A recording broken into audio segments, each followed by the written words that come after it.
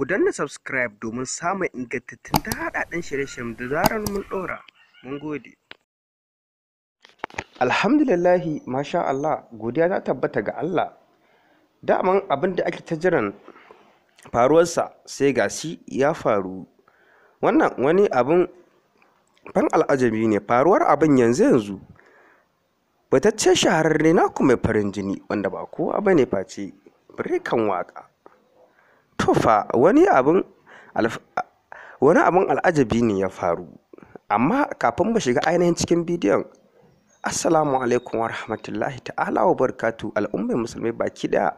Barkanmu da haka, barkanmu da wannan lokaci, barkanmu da kasancewa da ku a cikin labaran Kannywood daga nan Mini Hausa TV. Zan so idan yau ne farkon zuwanka a wannan tasha tamu mai albarka, ka daure ka dangula mana alamar subscribe da alamar ƙarar sanarwa.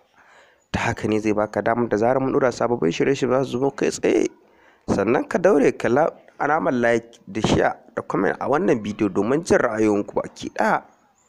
To masu sauraron mu, wannan wani abu ne wanda ya faru a zahiri yadda ake haɗa abin to ba gaskiya ba ne. To masu sauraron mu, ka bai mu har ƙarshe wannan bidiyo domin ganin yadda za ta kaya. Za ka ga social media ta ɗauka, to amma ba gaskiya ba ne a bisani. Haka ga an ce jarumi ba ce ya aure, to amma ba gaskiya ba ne a bisani. Fitaccen jarumi naku mai suna Hamisu Breaker,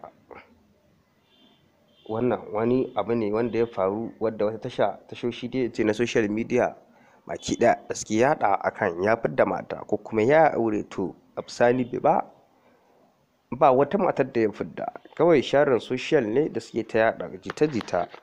Labarin an zan ku rage, kun san gurin mu a wanda sha ta mai albarka mai suna Mini Hausa TV, mu rika kawo ingantattun labarai mu rika yada muku. To masu sauran wannan shine gaskiya al'amarin. Muna godiya sosai, mu hada a lokaci na gaba. Ku danna subscribe domin samun ingantattun daɗaɗɗen shirye-shiryen da zarar mun ɗora. Mun gode.